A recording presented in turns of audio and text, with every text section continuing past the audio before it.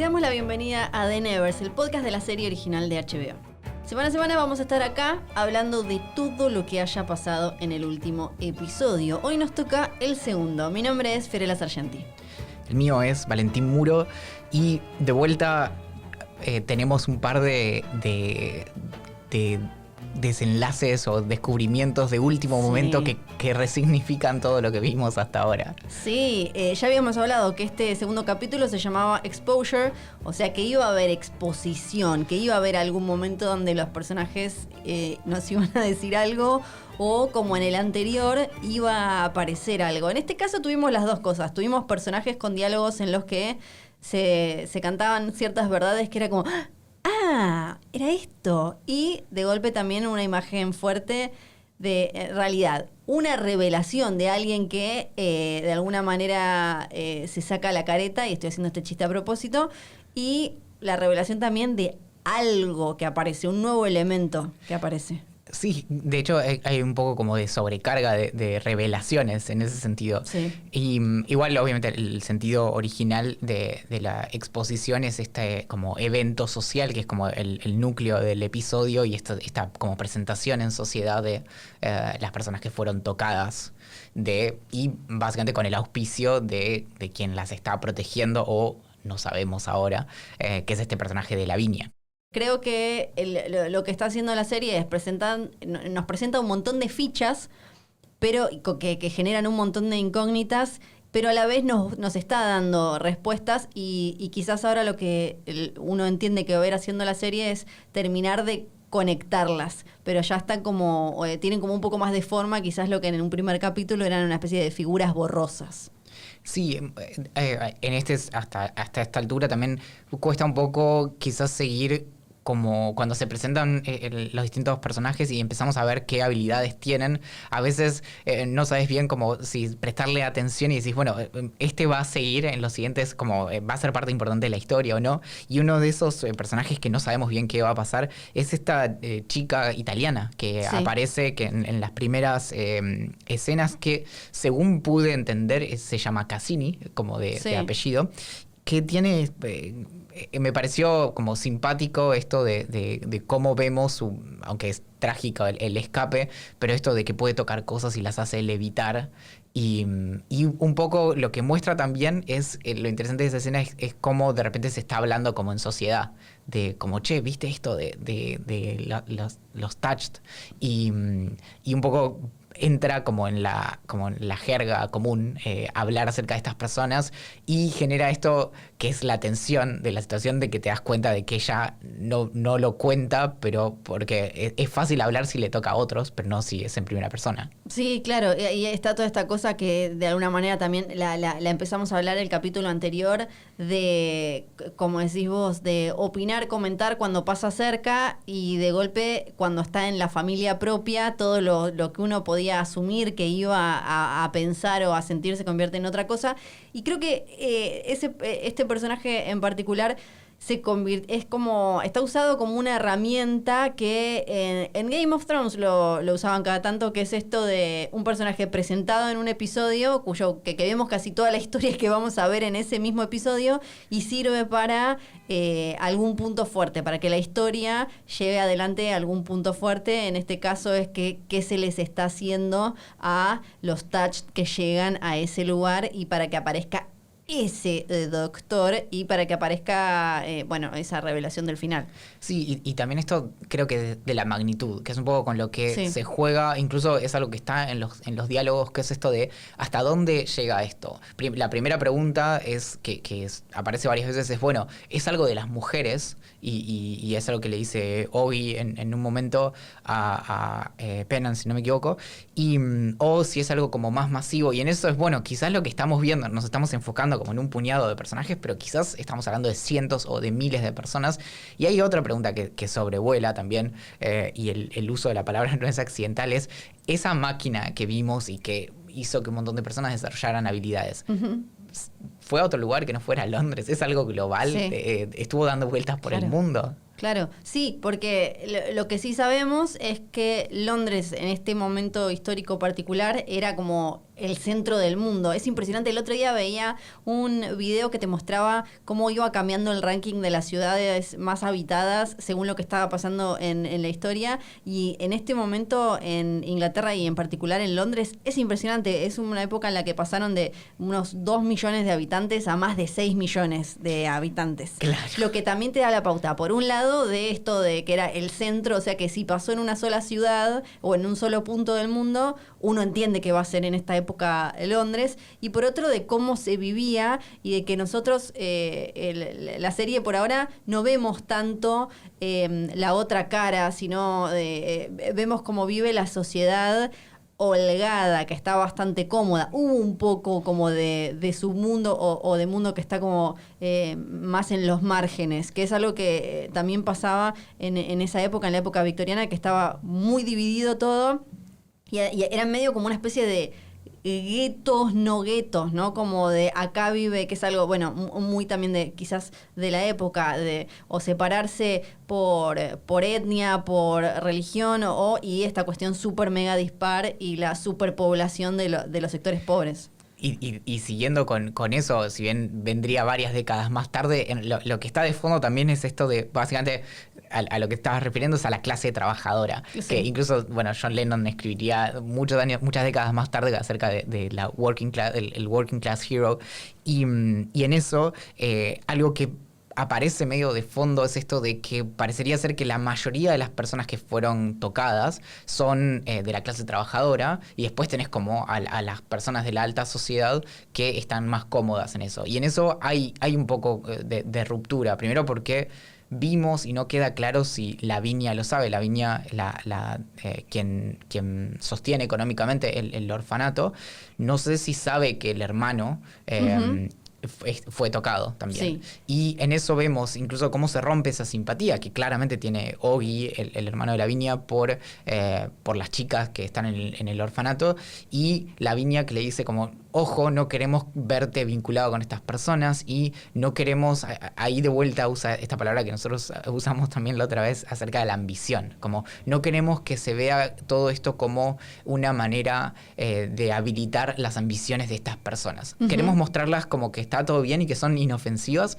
pero no que a partir de el hecho de ser tocadas que pueden tener la ambición, por ejemplo, de escalar socialmente. Sí, tal cual. Si el capítulo anterior tuvo un poco más presente el tema de género, creo que este tiene el tema de clase, ¿no? Aparece constantemente en todo esto que vos decís, en cómo, bueno, en esta cosa de que Penance no parezca que se quiere casar con él, que es un soltero codiciado todavía porque es de una familia bien y todo eso, que no tienen que verla a ella como esto que decías, como alguien que está deseando eso, que no le corresponde y que no puede tener, y cómo se relaciona toda esa gente de plata en esa reunión. Y la cuestión de la solidaridad también aparece, ¿no? Desde el lado de Lavinia, de nosotros, estamos haciendo esto para ustedes, para que se presenten y que parezca que no son una amenaza, les vamos a poner un moño para que se vea que, y ya hay la cara de todas, para que se note quiénes son ustedes, y la fascinación de la clase súper pudiente con lo distinto hasta ahí, ¿no? Medio como, bueno, voy a un teatro, voy a un show de freaks, voy al circo, pero no vengas a cenar a casa. Es que incluso en nuestra propia inocencia e ingenuidad en el episodio anterior, cuando pensábamos en la presentación en sociedad como algo igualitario, como bueno, estas personas merecen tanta atención y tanto respeto o lo que sea como cualquier otra persona, o como nosotros que somos la gente bien y demás, y sin embargo acá están todas esas marcas, literalmente una marca que identifica a esas personas. Y por otro lado, esto que sea medio circense, que en eso... Haz tu gracia, básicamente les dicen haz tu gracia, y vos qué haces, tipo las pican con un palo, como los pican con un palo. Claro, y que se van cansando, y la chica gigante como harta de que se saquen fotos y demás. Y en eso también es un poco lo que vos decías también de que necesitamos, digamos, desde esa perspectiva, como que necesitamos personas que necesiten ayuda para poder encontrar nuestro lugar. Es decir, una persona que dedica su vida a estas cosas como de solidaridad y de caridad y demás, ¿qué hace si de repente desaparece la pobreza? Entonces pierde su sentido en el mundo. Sí, es muy interesante también cómo arranca el episodio cuando lo dice Lavinia, que dice esto de cómo manejamos el pánico, cómo lidiamos con el pánico haciendo nada. Y el haciendo nada es organizando como cenas, bailes y juntando y tomar el té y demás. Sí, que un poco es como una crítica también a esto, a estas lecturas de no hay que sobreleer en ciertas situaciones como esto, como una amenaza y demás, porque en realidad no va a pasar nada. Y esto es incluso interesante también poniéndolo un poco como en contexto, que quizás justo en los últimos años o en la última década es que eso un poquito se empezó a romper, que de repente hay cosas que si lo mirabas al principio te daban esa sensación de, bueno, es lo mismo de siempre y de repente se dan cambios sociales y de repente hay como ebullición y entonces ese no hacer nada, bueno, a veces de hecho termina desencadenando a que pasen cosas. Sí. Y otra cosa que me gustó mucho del capítulo, vos decías esto de considerar los poderes y el estar tocado con lo femenino, ¿no? Que es algo que aparece en la conversación entre Oggy y entre Penance, que es como, pero es como, bueno, y como es algo medio femenino, como que venía un poco la vergüenza de que se supiera, era como que lo iban a tomar como un rasgo femenino y delicado, ¿no? Y que eso obviamente te baja puntos en esa escala social del momento. Y después lo comparaba con toda la situación del club social, donde aparece el tema de la sexualidad nuevamente. El club social, bueno, les decían clubes en ese momento, que se juntaban los señores ahí. Es que muy literalmente eran clubes de caballeros. Eran clubes de caballeros. Clubes a donde íbamos a tomar nuestro whisky y fumar nuestros puros. Y estaban un rato largo ahí. Sí. Bueno, igual... No parece tan divertido, pero ellos estaban ahí un rato. No, pero eso de hecho, igual esas instituciones existen, de hecho, y muchas incluso están vinculadas a, por ejemplo, universidades. Entonces, existen alrededor del mundo, por ejemplo, como el Club Yale y cosas así, y de hecho hay muchas que tienen restricciones de género, o bien directamente están, o a veces permiten ambos, pero por separado, o bien solo varones, y realmente es eso, es un lugar donde vas y te servís. Ahora que me haces acordar, fui de casualidad, porque una amiga estuvo viviendo allá y trabajó, fui a Yale y vi esas cosas y dije, es todo verdad esto.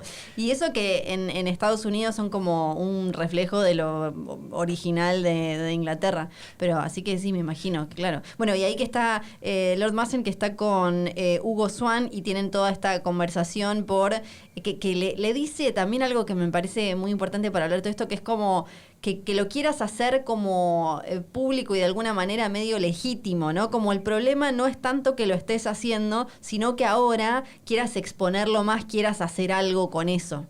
Sí, justo esa escena del Club de Caballeros, de vuelta, como no decepciona en las barbaridades que se escuchan, que algunas incluso parecen ya como excesivas, como bueno, no hacía falta que llegaras tan lejos. Y justamente una de los comentarios como valorativos que se hacen es de la plaga como femenina o de femineidad en ese sentido, y esta idea también constante de estamos siendo atacados y se empieza a hablar de algo que probablemente se desarrolle en los próximos episodios, que es esta idea de un comité especial designado por el primer ministro, en donde dice, bueno, obviamente vamos a estar nosotros a la cabeza. Obviamente, claro que sí, señores. Solo tenemos que ubicar a un par de sobrinos de gente importante en el comité para evaluar la situación. Entonces yo creo que quizás eso sea lo que termine como institucionalizando la cuestión básicamente entre, si se quiere, como el Estado versus estas personas. Bueno, me parece que tampoco es casualidad que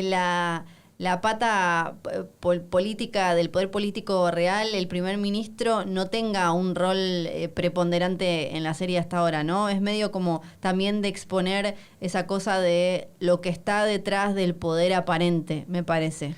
Sí, y que de hecho se maneja así. Recordemos que Inglaterra incluso hasta el día de hoy tiene la Cámara de los Comunes, que sería como la Cámara representativa, y después tiene la Cámara de los Lores, que es hereditaria y es de la nobleza literalmente, son distintas clases en ese sentido.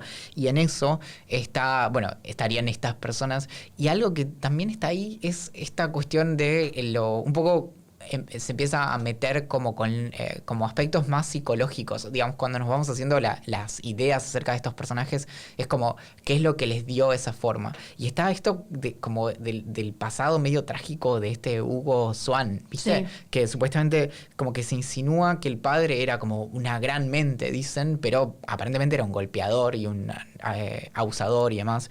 Y entonces está como esta cosa también de que él era el hermano menor y el hermano como el menor en varios sentidos, no solo de edad, sino como el menos querido también. El que menos prometía para todos estos señores. Y acá es como, bueno, ¿qué me importa lo que hubiera pensado mi papá?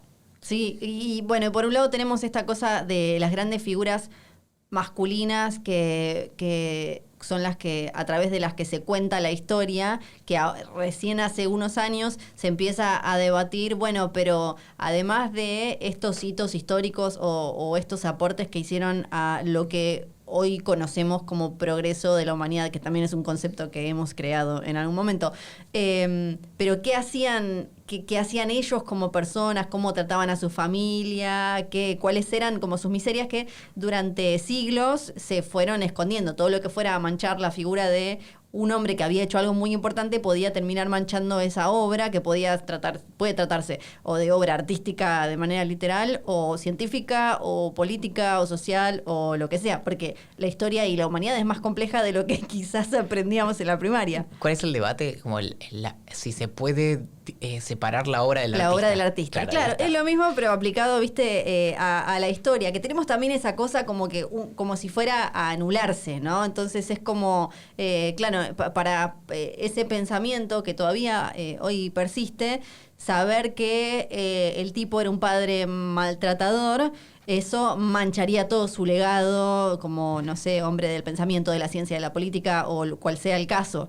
Y cuando no tiene por qué ser así. Bueno, pero en eso es donde este tipo de ficciones o las ficciones en general un poco permiten también expandir eso y mostrar que básicamente es más complicado. Claro. Porque en realidad también tiene que ver con esto un poco como con las ansiedades y cómo proyectamos la idea de que para que alguien haga un aporte a la humanidad tiene que ser impecable en todo sentido y no simplemente como en uno de ellos y en muchos otros ser una persona espantosa. Entonces en eso primero que cuanto más atrás te vas en la historia, menos idea tenés acerca de la vida de quien hizo una obra. Sí. Y quizás solo queda la obra y no los detalles como biográficos. Y después esto también, de que de fondo es complejo, pero porque primero que si vivís 80 años, tenés mucho tiempo para hacer cosas muy buenas y cosas muy malas. Y la historia no te pide credencial de buena gente para avanzar o para lograr algo importante. No es que te para alguien y te dice, oiga, usted es buena persona. No, entonces... No, y bueno, incluso en los casos que, si se quiere, que son como más leves, tienen bastante que ver con esta como aspecto biográfico de Hugo Swan.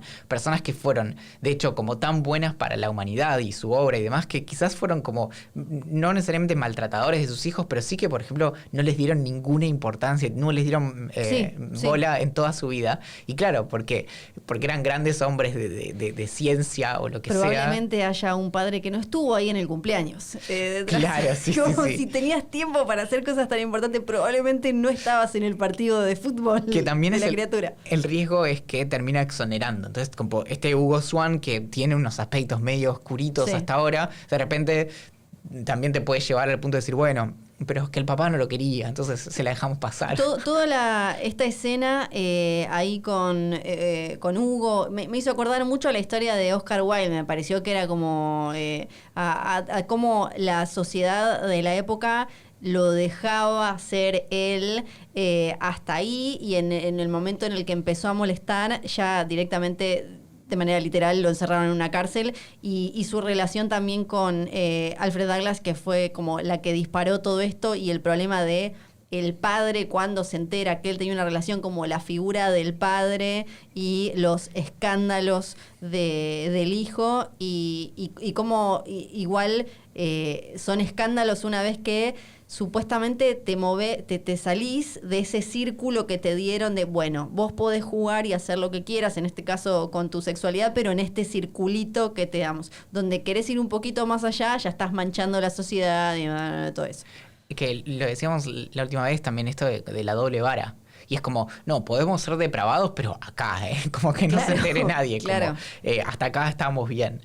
Y después, bueno, empieza a verse también esto de algo que, de vuelta, vuelve a lo que decías antes como de la clase trabajadora, que son como los primeros atisbos de algo medio como condescendiente y feo en el personaje de Lavinia, ¿no? Como de, bueno, está bien, pero estas personas están más abajo y no queremos que suban. Sí, eso, y bueno, y después con la revelación del final y ella, esa imagen de ella ahí en la silla diciendo que es una guerra y ahí es como, ok, bueno. Pero, y ahí me acordé por lo que decías recientemente esto de la incomodidad, y hay un comentario que, escuchándote, lo entendí, y no lo entendí cuando había visto el episodio, que es esto de que Penance en un momento dice como, es muy raro que siendo Lavinia, que es quien nos sostiene,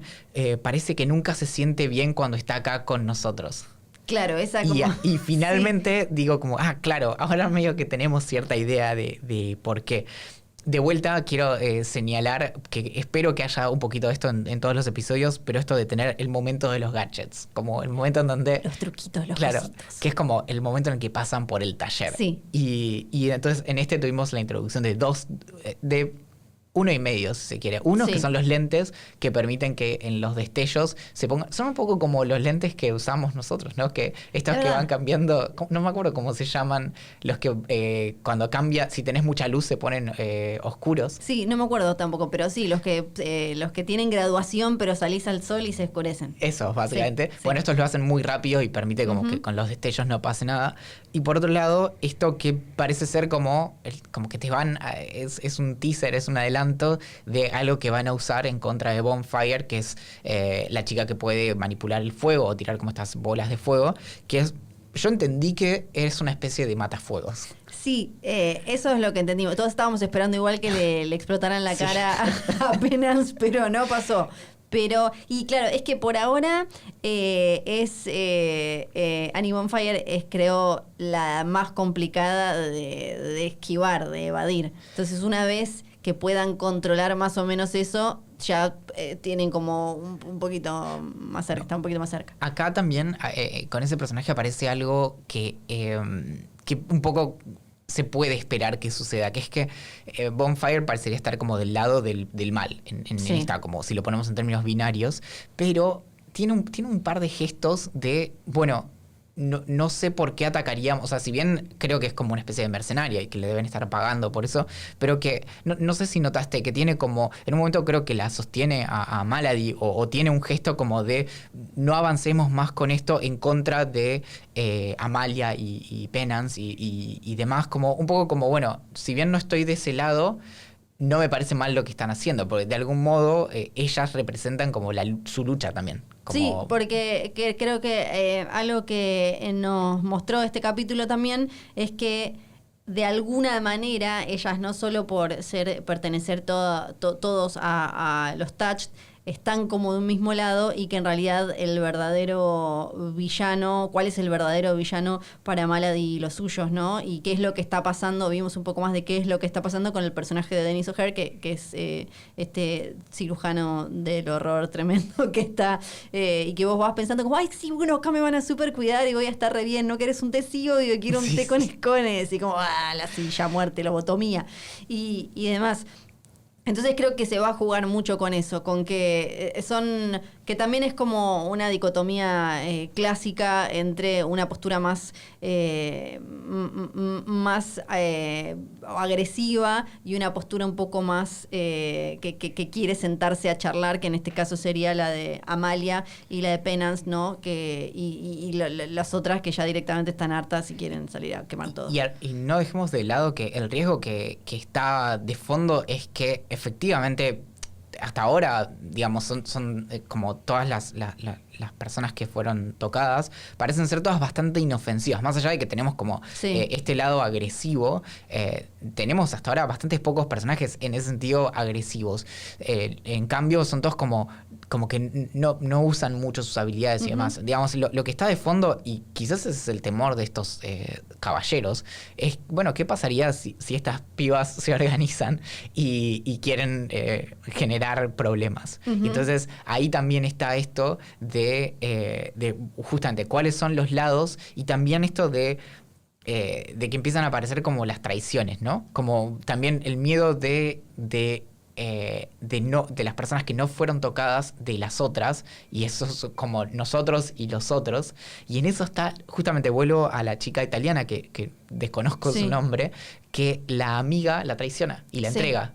Sí, claro. Y entonces decís como, claro, ¿por qué? Y quizás le tiene miedo. En el momento en el que se da cuenta de que es distinta. E incluso puede llegar a pensar que le está haciendo un bien, que la está ayudando porque alguien necesita. Que es algo que también pasó muchísimo a lo largo de la historia, que tiene que ver con cuestiones de salud mental, que también mencionamos en el primer episodio. Que quizás se pensaba como, bueno, ella tiene algo que no lo puede controlar y le puede hacer un daño, y esta gente tal vez la estudia, la agarra y la va a terminar ayudando. O sea que puede incluso haber tratado de hacer algo a favor de su bienestar, y pues no. Claro, sí, como estas personas te van a ayudar taladrándote el cerebro y viendo qué pasa. Es como esa idea ingenua. Y bueno, de vuelta vimos el autito, eso también me puso muy feliz. Que un poco, igual, obviamente, a medida que va apareciendo, pierde el efecto. Como es muy lindo el autito. Te vas es muy lindo el autito. Y lo vimos a Oggy viendo cómo se iba triste Penance en el autito. Y lo vimos muy Bran Stark. Fue como, quiero que sea. Lo anoté varias veces y dije como... No es que esté obsesionada con Game of Thrones, pero hasta me lo dejaron ahí servido. No, pero encima... De todos los animales posibles, tenía que ser un cuervo también, como hasta... Técnicamente creo que es una... ¿cómo es que le dice? Acá suena feo, por lo menos en Argentina, pero creo que técnicamente es una urraca. Ok.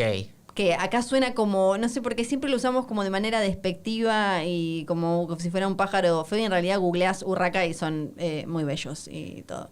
Me parece que es un urraca. ¿Qué me hago la experta en pájaros? No me parece. Pero mi pregunta es, ¿hasta dónde llega este poder? Por ejemplo, ¿solo puede ver o realmente está controlando? Y en ese caso... ¿tiene como un control fino? Es decir, ¿se mete en un pájaro y lo maneja? ¿O solamente como puede dar vueltas por ahí y te sirve como si fuera un dron? Sí, uno a la vez. ¿Qué pasa con él en ese momento? Como que son cosas que ni él sabe del todo bien, porque incluso expresa ese miedo a ¿y si no vuelvo? ¿No? Y entonces y ahí también queda esta duda de cuántos más, con respecto a lo que decías de y si esta gente se levanta y tiene ganas de hacer algo, cuántos no estarán diciendo o no estarán manifestando esto, no solo por miedo que les hagan algo, sino lo que mencionábamos antes también, porque está considerado algo como femenino. En este episodio igual aparecen más personas como más visibles, porque obviamente tenemos algunas, no sé, como Amalia o Penance, que de afuera no te das cuenta, pero en este episodio aparece una chica que tiene como la piel como muy blanca, pero como fría sería, y aparece... si no me equivoco, una chica, es una escena muy oscura también en varios sentidos, una chica que tiene 4 brazos también, como que eso también, bueno, es un tema aparte, que es esto de en qué consiste el club de Hugo Swan. Y que aparentemente él dice que el interés en su club aumentó terriblemente después de lo que pasó en la ópera, y da a entender que el interés está dado porque su club tiene algo que ver con estas personas que fueron touched. Y está esto de que básicamente es algo así como que prostituye a las personas, a las touched. No lo terminé de entender. Sí, nos queda ahí como dando vueltas que es eso, es como un club en el que se da rienda suelta de los deseos sexuales que tienen que ver con estas personas que tienen capacidades distintas, y entonces ir a experimentar, bueno, ¿y qué onda? Ahí de golpe te puedes encontrar con es un sinfín de oportunidades. Igual creo que el punto más alto del episodio a nivel de construcción de personajes es este personaje de Bloodshed. Sí. Que es como una especie de, ¿cómo se llama? Como detector de mentiras humano. Sí. Y que aparentemente, hasta donde entiendo su poder, o como le llaman su turn, solo su presencia en una habitación hace que la gente se abra. Y en eso me parece que a nivel de diálogo está muy bien construido, porque no hay ningún efecto visual.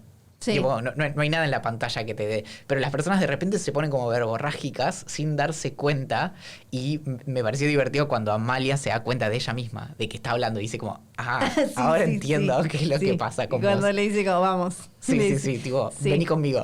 Sí, bueno, y ahí que esta vez que supimos, entonces aprendimos un poco más del detective Frank Mundi y de cómo era ser policía y ser detective en esa época, qué clase de hombres y qué clase de hombres se dedicaba a investigar cada cosa en particular. Todo esto es muy entretenido leerlo también en la historia de Jack el Destripador, por ejemplo. Y también vimos mucho en este capítulo pedazos de diario, o estaba, creo que está como presente, por lo menos para mí, el tema de cómo llegan las noticias, cómo se desparraman por ahí las noticias, la información, y una idea de la espectacularidad, sobre todo con lo que tiene que ver con lo que pasó en la ópera.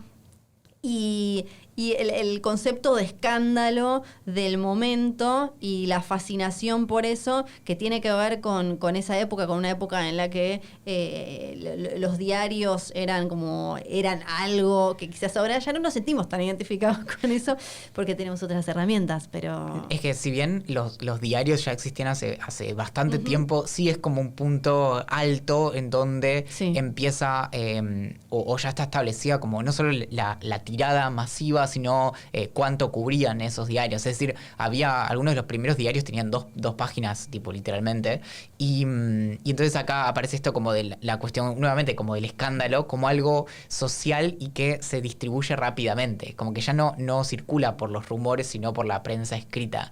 Y en eso, bueno, ese universo también es el de Arthur Conan Doyle, obviamente, como las historias de Sherlock y más que cuentan eso, y supongo que tiene que ver un poco como con el detective como una persona también de reputación, como... Sí.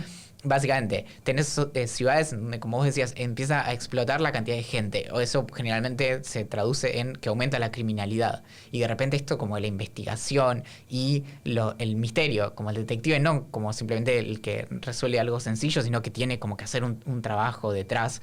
Y en eso igual lo que es lo que termina como de lo que nos terminamos enterando es esta relación que cuando vi el primer episodio me pareció que Mary era más joven, la chica que canta. Sí. Aparentemente había sido la pareja de Frank y se separaron y él de hecho le dice, yo un poco empaticé con eso, como con la desesperación de una separación y querer explicarla. Le dice como, bueno, pero nos separamos como porque vos fuiste como tocada. Dice, no, ni te metas con eso. Sí. Me gustó mucho eso también. Sí, y bueno, y hablando de Mary, también gracias a ella, ahora que la vimos secuestrada, también vimos un poco más y siguiendo con el tema de la fascinación, de las ganas, así como en determinada clase está el temor a formar parte de este grupo de personas, en otra gente está la fascinación y el interés y las ganas de tener algo de especial. O sea, no nací en una familia, en algunos casos, no nací en una familia de plata, no tengo un nombre o algo, quiero tener esto, que esto se me dé. Es como una revancha, si querés. Incluso en la serie está claramente presentado de esa manera, como una especie de revancha de clase. Como, bueno, no tengo nada, pero manipulo el fuego como a voluntad. Y la frustración de si para colmo pasa eso y no te toca a vos. Claro, tipo, como, encima de todo tengo que ser pobre y no tener superpoderes. Como, ¿qué está pasando? En eso, claro, ese primer diálogo, esa primera parte del diálogo me confundió un poco porque, claro, en un primer momento pensé que Malady y como su grupo eran todos como touched y demás, y aparentemente no. Y en eso me sorprendió también, como no termino de entender cuál es como su cualidad de el tipo que aparece con una como la ametralladora en el brazo, que aparentemente puede lograr como como una especie de ilusión, ¿no? Sí. Que le da como comida y era una rata. Y... Ujú. Sí, sí, hay un montón, tenemos obviamente un montón de dudas sobre cómo funciona cada poder y demás, porque lo que vamos viendo es así de a poquito. Y bueno, ahora sí tenemos que hablar un poco más de las revelaciones y la conversación entre nuestra protagonista y, comillas, comillas, la mala, comillas, comillas, comillas, Malady.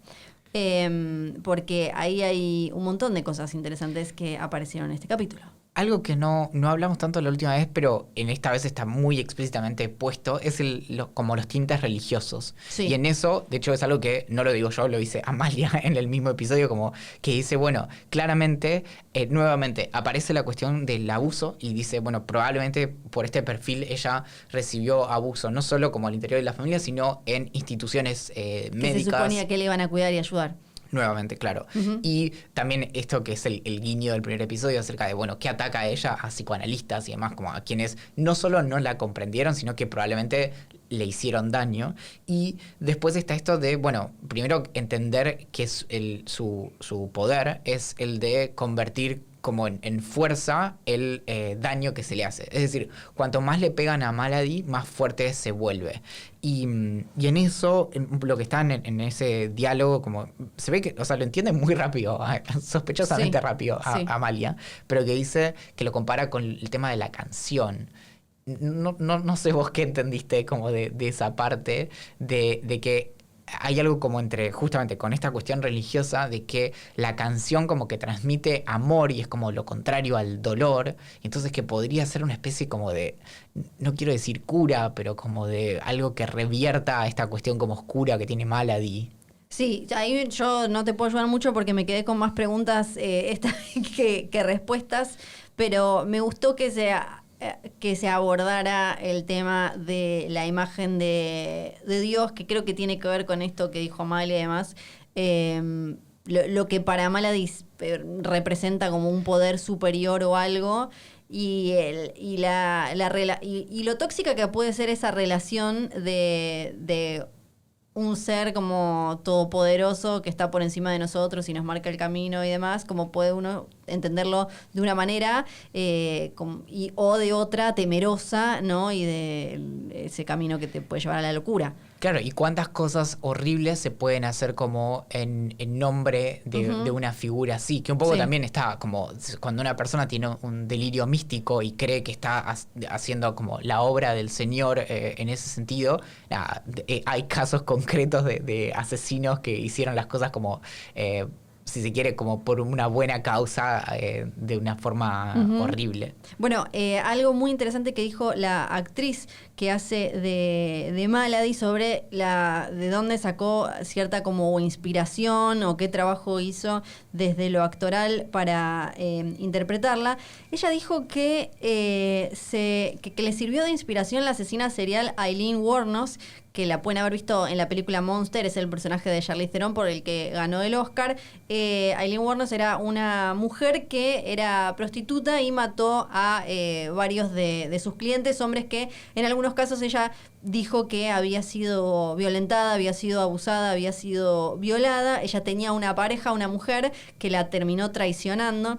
Y después, bueno, una vez que la agarraron, tuvo un camino también vinculado con la fe, ya presa, e incluso con una pareja que se le acercó y un poco de alguna manera medio como que la adoptaron. Y entonces lo que dijo es, mirando, me parece que lo que más me inspiró fue su último discurso, un discurso que le dio a los periodistas el día antes de ser ejecutada, y cómo ella realmente se sentía que ella había sido de alguna manera o elegida o que estaba vinculada con Dios para mostrar, para dar un mensaje, y cómo ella realmente creía eso. Estaba ahí, era una mujer que la estaban por ejecutar, o sea, se iba a morir por lo que había hecho, y estaba segura de que alguien en otro plano superior la había seleccionado para eso. Entonces ella dijo, la gente puede pensar que Malady está loca, que es una terrorista, pero yo creo que ella solo está mal informada.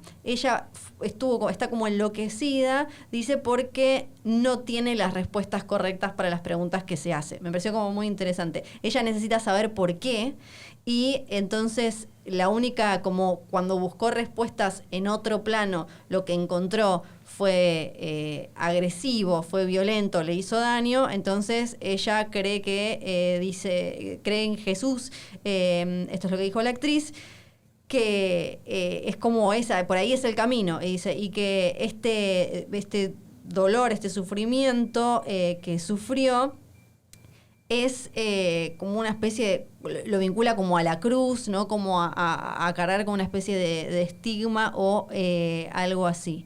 Me llama la atención. Y yo te pregunto, sí, ¿cómo se llama la actriz que hace de Malady? Y se llama Amy Manson. ¿Puedes creer?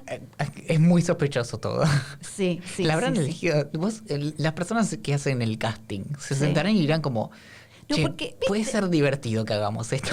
El tema es que Manson allá es medio como González acá en Argentina, me parece. Está bien, igual. Sí, sí, pero justo que la actriz diga esto y señale a como influencia a una asesina serial.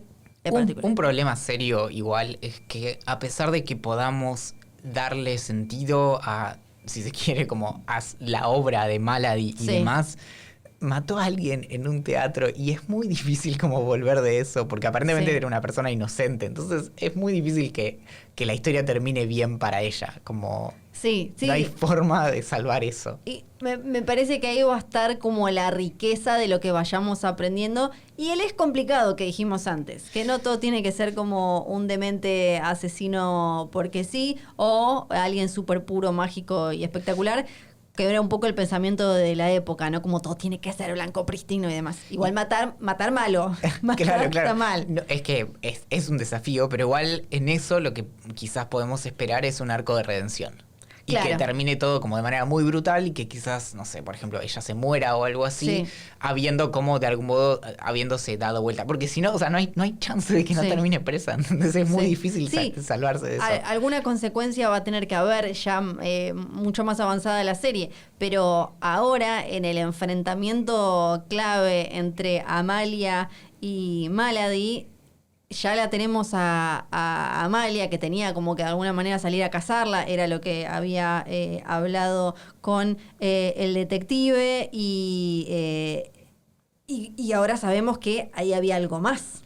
Bueno, claro, primero, en esa escena hay algo como muy de como genio malvado igual, de Sí. Malady, como el sistema que se inventó como Total, de las sí. dos chicas con la horca y ahí, bueno... Muy Joker. Claro, y antes de entrar en el diálogo, como en cuestiones como escénicas, cuando agarra el arma, y yo dije como, bueno, ¿para dónde puede disparar? Lo último que me esperaba es que se disparara a sí misma. Lo que pensé en un momento fue como, puede ser que tipo dispare y justo le pegue a la soga y la corte, tipo como... Claro, uno como re capo, sí, yo Sí. también está como, no, ahora va a tirar una red de capa total de Re la de vida, pistolera. como, sí, mal, y le va a dar algo que va a rebotar, va a cortar la Pero fíjate que no solo eso, sino que al final, cuando de hecho sobrevive, el doctor le dice como, o bien no sabes de anatomía, o bien tenés pésima puntería. O sea, todo lo contrario de lo que yo había Porque dicho. ella decía, no le diga ningún órgano vital. No, porque yo estaba chocha igual, porque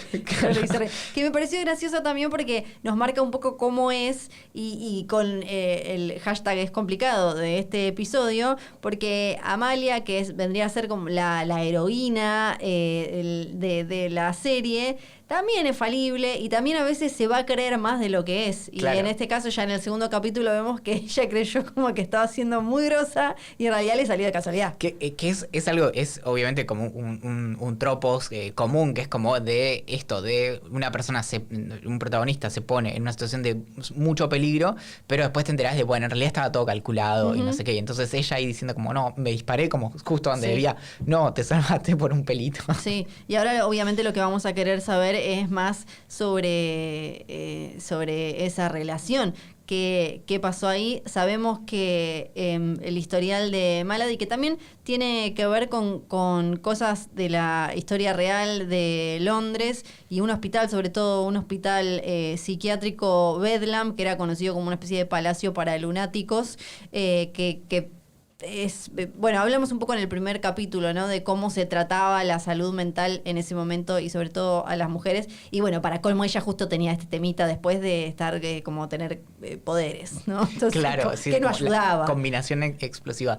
Pero sí, bueno, hay esto raro también de que, bueno, Malady aparentemente tiene el primer nombre que es Sara, y ahí no logro como imaginarme cuál será como la historia previa. O sea, de lo poco que tenemos como para reconstruir, que un poquito aparece también en el episodio, es esto de que Amalia estaba casada y en un momento enviudó, y ella antes era una panadera, aparentemente, y en algún momento de su vida se cruzó con Malady, que hasta donde entiendo por lo que dice el diálogo, eran amigas cercanas, y eventualmente ella, Malady, dice, bueno, como que la abandonó. Dijiste que eras mi amiga, le dice. Claro. Obviamente hay matices, hay que ver en qué sentido significa como abandonar a alguien en este... En la cara de Amalia se ve como que hay cierto cargo de conciencia, y lo que seguramente después aprenderemos es cuánto hay de todo lo que hizo ella después, lo que vemos ahora que está haciendo, cuánto hay la carga de lo que quizás no hizo con quien era su amiga. Claro, pero ahí, bueno, no sé cuál podrá haber sido como la gravedad de ese haber dejado, o incluso en qué momento fue, porque es notable también que no la reconoce. Entonces, habrá sido cuando eran tipo muy chicas y dijo, che, venís a casa a jugar, y no fue nunca, y ahí fue el principio del fin. Porque sí, nos faltan ahí algunas piezas para terminar de entender, pero sí sabemos, para mí, que Amalia tiene cargo de conciencia por lo que pasó. Sabe que estuvo mal. Y Malady lo tiene bastante claro también, porque de hecho la expresión que le dice es como medio que me entregaste como en la boca del lobo. Entonces ahí también, no sé si tendrá que ver con esta historia de la internación, pero eso igual fue supuestamente 3 años antes de lo que estamos viendo, así que tampoco... o sea, es raro que no la haya reconocido en ese sentido. Y bueno, Malady cita a Nietzsche, cuando básicamente dice, es muy trillado, pero dice, bueno, lo que no te mata te hace más fuerte, y es como literalmente lo que la describe a ella. Claro, es verdad, no me había dado cuenta. El capítulo que viene, el tercero, ya vamos a estar en la mitad de esta primera parte de la primera temporada, se llama Ignition. Bueno, y quizás tiene que ver con lo que vimos cuando termina todo, que es este mineral brillante. Obviamente lo que te puedo decir es que tiene como la paleta de colores de la máquina voladora del que pez. Está vinculado con eso y con entender qué es lo que hace especiales a quienes fueron tocados por esa chispa. Que no menor. En un momento cuando vemos como al que hasta ahora parecía ser como el malo más malo, que es el trabajando como que parecía doctor, que estaba como trabajando, no lo teníamos vinculado a nuestra historia central hasta este momento de manera directa. Claro, pero de repente le dicen... Más allá de sus minions. De repente le dicen, fíjate que vino jefe o jefa, no sabemos, y decimos, hay alguien más peor. Sí. Y efectivamente baja el ascensor y es ni más ni menos que la Viña. Claro, y ahí decís como...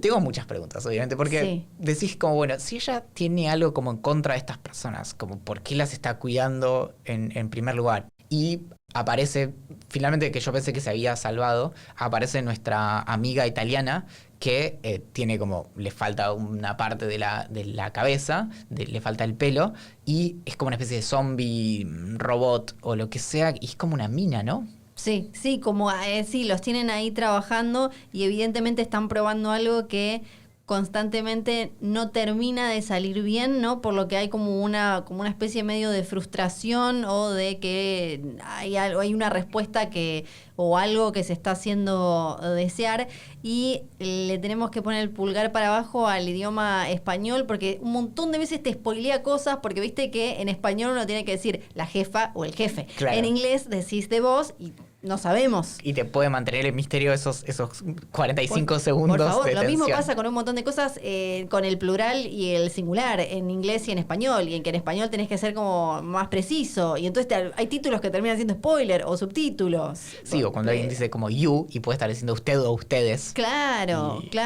¿Por qué? ¿Qué le pasa a español que nos arruina las sorpresas siempre? Bueno, la última así como cuestión medio como insinuada. Hay algo entre el doctor que la trata a Amalia y Amalia, ¿no? Como que cuando la acaricia es como que se puede contar como un par de segundos más. Como que no sé si habrá un desarrollo ahí de esa historia. En este capítulo tenemos como semillas de vínculos interpersonales que pueden llegar a florecer o podemos llegar a entender más en los próximos episodios. Pero hay como momentos, bueno, Oggy obviamente y Penance también charlando, ¿no? Que no sabemos si va a pasar algo o no, o si solo era para esta cuestión y para ver el otro costado, empezar a ver el otro costado de Lavinia. Hay que ver cuánto tiempo se mantienen como distanciados, porque obviamente ahora es como que se generó como la distancia y lo que puede seguir es que básicamente Oggy explique qué es lo que pasó, pero no sabemos si ese arco será de 4 episodios o la semana que viene. ¿Cuánto sabe él también de lo que hace la hermana? ¿No? Claro. Que me da la sensación que tanto no sabe, como que la hermana es una hermana que creo que como también está en la conversación de él con Hugo, que hablan de los hermanos mayores y de ser el hermano menor, que también está siempre como todo este peso de la importancia del primogénito, ¿no? Como y que después eras medio como que estabas de descarte o esperando, bueno, por si se moría tu hermano mayor. Claro. Vos no sos el mayor así. No, yo soy el del medio. Vos sos el de repuesto. Claro. Está bien. Bueno, yo no tengo repuesto, ¿entendés? Tipo, mi viejo, malísimo. Pero era medio, en ese momento era medio así, ¿o no? Tenías que tener un heredero, varón. Peor, porque en esa época ya la medicina estaba más o menos bien. Pero algo que es muy terrible y sucedía décadas antes con frecuencia, es que las personas, era frecuente tener varios hijos porque había menos control de la natalidad y menos métodos anticonceptivos. Y era muy frecuente la mortalidad infantil. Entonces era muy frecuente que una pareja tuviera un niño con cierto nombre y se moría quizás a los 3 años. Le ponían el mismo. Y le ponían el mismo nombre, sí. Sí, es tremendo. Entonces tenés como varias incluso personas como o figuras históricas que quizás se llamaban Mary y unos años antes había vivido otra Mary, pero se murió y dijeron, bueno, el nombre nos gustaba, así que lo usamos de vuelta. Es tremendo. Esto seguro vos lo sabés y podés dar más información, pero quiero cerrar con este dato curioso, que estaba muy instalada la idea de que la humanidad se moría mucho más joven, siglos o años atrás, y en realidad no era tan así, sino que la mortalidad infantil era enorme, entonces pero si pasabas los 5 años más o menos, después llegabas a los 70, 60 y más, no era tan distinta. Es que eso no era sí. que te morías a los 30, como esa idea que quedó instalada, que salió, no sé, de un programa de concurso de la tele o algo así. Te lo da el promedio. Pero, por ejemplo, vos agarrás y lees a autores, por ejemplo,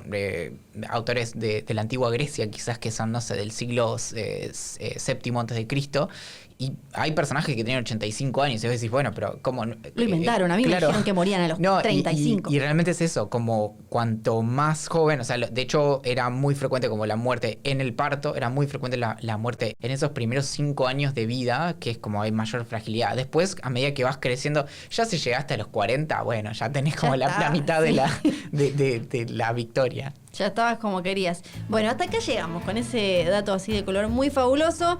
Se terminó este análisis del segundo capítulo. Acuérdense que los episodios estreno de The Nevers van los domingos por la pantalla de HBO y obviamente en HBO Go cuando y donde quieran.